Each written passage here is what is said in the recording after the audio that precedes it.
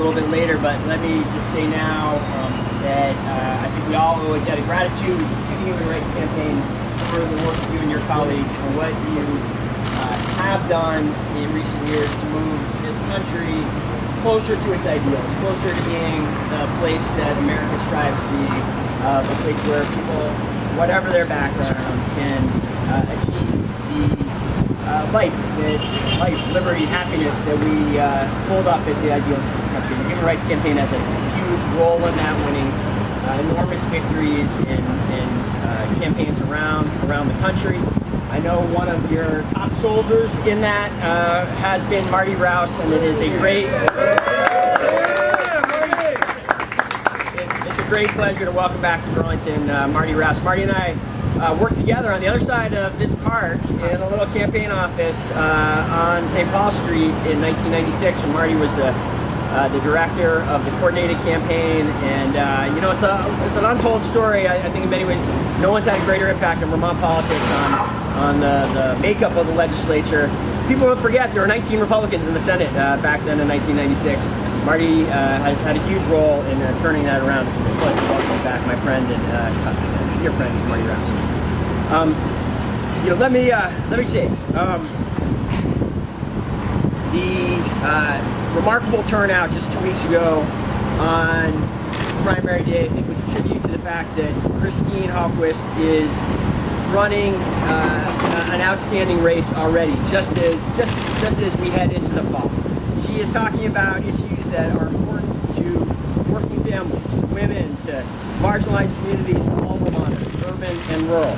As the mayor of Burlington, I have to say I am particularly excited about the prospect of a governor that brings her background in the utility industry into office. I've learned as mayor of the enormous role that our publicly owned utility plays in making Burlington what it is today, making it a place that is a net, that was the first city in the country to source 100% of our electricity from renewable energy and is now on its way to becoming a net zero energy city across the ground transportation and the thermal sectors as well. Burlington, the utility can play a huge role in equity issues, making sure that the community stays affordable and just. And it is very exciting, the thought of a woman in the governor's office who brings that background, who knows how to make that hugely important sector of the state work and work right, and can take that knowledge and apply it to so many other key issues in state governance. So it is an exciting day. I'm excited to be standing here and putting myself behind this historic campaign. Christine, it's a pleasure, and I wish you the best of luck. With that, I'd like to welcome to the podium our great Lieutenant Governor, David Zucker. Thanks, Mayor. So, thank you. I'm proud to be here today. I'm going to try to not knock over the podium. Couple things. We're standing on City Hall steps in Burlington, where Mayor Peter Clavell first extended partnership benefits to same-sex couples way back before anybody else was talking about it. And so to stand here on these steps is completely appropriate, both from the city's leadership to the state's leadership in 2000 with civil unions and 2008 with marriage equality, to continue to extend the issues and the discussion around equality issues to all Vermonters, and frankly for people all across the country to see that in a state where you welcome everyone and everyone is treated equally, you thrive as a community and everybody's the better for it. With that, I just want to mention that I have not known Christine that well for very long. I've known Christine for a few years, but mostly up towards the northeast part of the state. We didn't know each other very well. But what I've seen of Christine has always been very impressive. Her depth and interest in knowledge of issues is critically important, and for me, always in serving in public office, it's been about the issues. And if you really look back at success in Vermont on any number of points, it's when we focus on issues that matter to everyday Vermonters that we win and we move forward. Whether it's economic justice, criminal justice, environmental justice, we get out there and talk about these issues, we will win and we will move our state forward. Now, I believe strongly that this is a winnable race.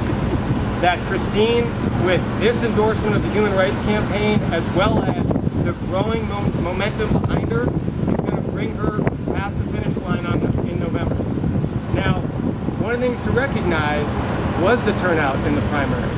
Now, everybody I know in the political media, in the political sphere, thought turnout was going to be below 10%. It's going to be single digits.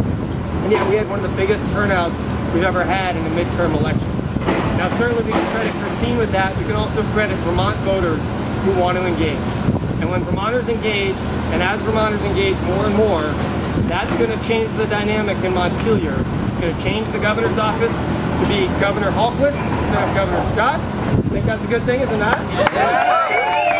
It's going to change the makeup of the House so that we have a supermajority. So no matter what happens, we're going to continue to move forward with positive policies for the state of Vermont. And we're going to continue to hold on in the Senate and maybe even add a seat, Rutland County and a few other places, with some strong candidates. So my main point today, before I introduce our next speaker, is that citizen engagement by all of our campaigns and citizen engagement in the political process is what is going to make our future better. So with that, our future has been made better all across the country by the incredible organization Human Rights Campaign. I've known Marty for a long time. I've just had the pleasure to meet our next speaker, who I'm excited to hear from as he makes this announcement, I believe. So I'd like to introduce Chad Griffin, the president of the Human Rights Campaign.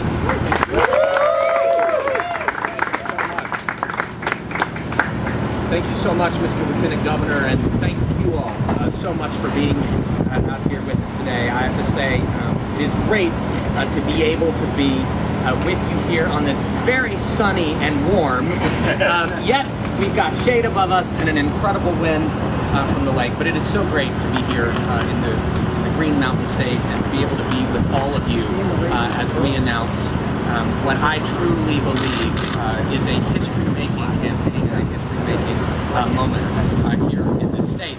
Before I get into my remarks, I just want to take a moment to acknowledge so many trailblazers and so many leaders of today and so many leaders that we stand on their shoulders. Every single one of us here today, we stand on the shoulders of others to do the work that we do.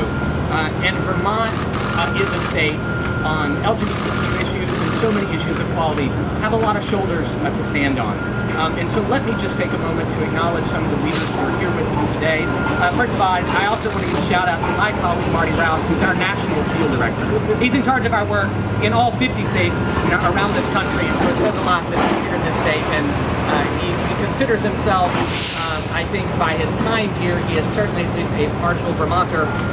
He lived here for many years. He helped to lead a major presidential campaign here and has been instrumental in the work in the state legislature and working with so many other leaders. And I am very proud to call Marty a colleague and a friend. I also know that Stan Baker is here, the Baker decision, and speaking of shoulders that we stand on, we are grateful for your leadership and for you being here today. I'm going to get in trouble because I know I'm going to leave off some folks. So let me again thank the Lieutenant Governor Zuckerman for your leadership, as well as the Mayor. Also joining us today, the House Majority Leader. Where are you, Majority Leader? Right here, the House Majority Leader. It is such an honor to get to spend time with her today and to hear about the campaign in these local House races all across the state, and we are grateful for your leadership as well. Also, Representatives Lippert as well as Gonzalez are here. Thank you for your leadership and for all that you have done to move this state forward and to move the issues of quality forward from many years ago to the work that still has to be done today. And just in general, if I have left off any elected leaders, please forgive me and welcome and thank you. On behalf of the Human Rights Campaign, on behalf of the Human Rights Campaign and our more than 3 million members and supporters, it is my true honor to be here today to announce our endorsement of a true trailblazer, a proven business leader, and a champion of equality. She is a proven civil rights leader, she is a proven civic leader, and she is a strong advocate for LGBTQ equality and the equality of marginalized communities all across this state. And she's also making history along the way. As the first out transgender person to be the nominee for governor of a major political party, she is giving hope to countless transgender and LGBTQ people and allies, but especially LGBTQ young people all across the state, all across this country. From civil rights to healthcare to government accountability, she is committed to making Vermont a state that has been on the forefront of equality, and even stronger, and even more vibrant, and a more inclusive state. And that's why the Human Rights Campaign is so proud to stand here today to endorse Christine Hallquist for governor.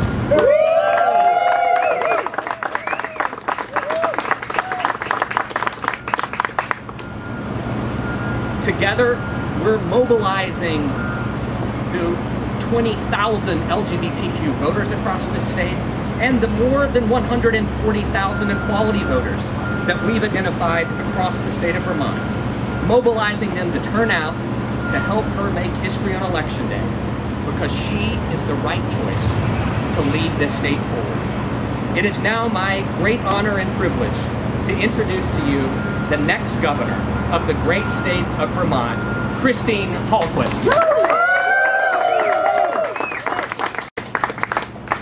And thank you, Chad, thank you, Marty, and I certainly want to thank the Human Rights Campaign for all you do. I've been a supporter for many years. Little to know I would be standing here today as a result of the work and of course the many folks that have come before us today. I will also tell you, interestingly enough, I really loved my job in the utility, and I really loved working to solve climate change. You know, I think the technical term is a nerd today. I was a real nerd. But you know, one of the things I'm really pleased to learn is that, you know, as talking with Moreau and David and all the other folks, Jill, we got a lot of really good nerds in our government and policy wonks. You know, it really is about policy wonks, and I think our voters expect us to be policy wonks. They expect us to know what we're doing. You know, and that's a trusting thing. So I'm so happy to see that so many people who are in office today are thinking so deeply about the issue. That is such a pleasure, and I'm really happy to be here. You know, when I transitioned back on December 2nd, 2015, I thought it was everything. You know, when I grew up, I had two wonderful parents. I grew up in one of the classic rural communities in New York, one of the communities in Vermont.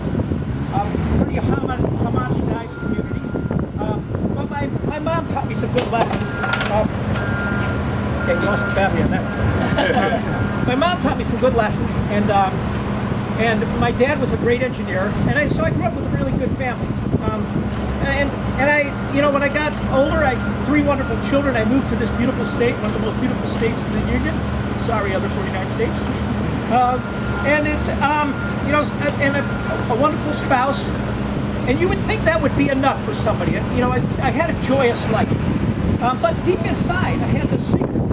And that secret became so intense that I had to come to the truth. And I did this for my children. I have three wonderful adult children. They're all activists. They're all Democrats. You know, I realized that I can't go to my grave with this secret. So I took the long journey. It was a long journey, many, many years, to get to the point where I would transition. And I transitioned on December 2nd, 2015, and a miracle happened. Vermonters welcomed me with open arms. But when I reflect on that miracle, that is not a surprising miracle for Vermont because of our history. And I will tell you, it's the work of many, many Vermonters before us that have made this possible for me. And certainly the laws, the gender protection laws that were passed in 2007 were critically important. And you know, that's kind of a message to the rest of the states of the Union. I don't think you can do this without having those strong protections. So, you know, I'm very proud of the work of the Human Rights Commission campaign, and I certainly will continue to do all I can to help the campaign. And I'm so proud to have their support for this next step. You know, I want Vermont to be a welcoming place for all people. You know, we can grow Vermont. There's this whole idea, you know, this woe me in rural Vermont. that we're seeing this aging demographic, increasing rates of poverty, flights to the city. And I know that we can turn that around by creating a long-term vision together. The governor working with the legislature to create a compelling vision for Vermont, because Vermont's a beautiful place, and I know lots of people that want to move here. So we will grow the state. But when I talk about marginalized groups, I want us all to recognize, in my previous job, we served 18 of the 25 poorest communities of Vermont. And when I talk about marginalized communities, I'm not just talking about individuals within those communities, I'm talking about the physical communities. Just like rural Vermont, just like rural America, we've left some of these communities on their own. And so I recognize with all the work that I did in terms of solving climate change, that we're not going to be able to solve those problems without addressing the economic justice issues. Yeah, so things like getting Medicare for all, growing the economy for the bottom 20% of the income ladder, those are all the things we need to do, and we will do. And many people have said, I don't understand this political division we see. When I hear, are you a progressive, are you a Democrat, what are you? Let's not talk about that. Because 90+% of Vermonters, regardless of political stripe, want the same thing. It's called, and when I talk about a living wage, Medicare for all, and ending homelessness, that's not a political issue. That's called being a civilized society. And I somehow... Yeah. So, in this world of division we see in the rest of the country, we are and we can and we will be the little state that shows the rest of this country how good democracy operates. We are a beacon of hope. I used to say before 2 weeks ago we were a beacon of hope to the country, but we may be a beacon of hope to the rest of the world. So I'm very proud to stand before you and thank you all for all the work you've done to make this possible for me.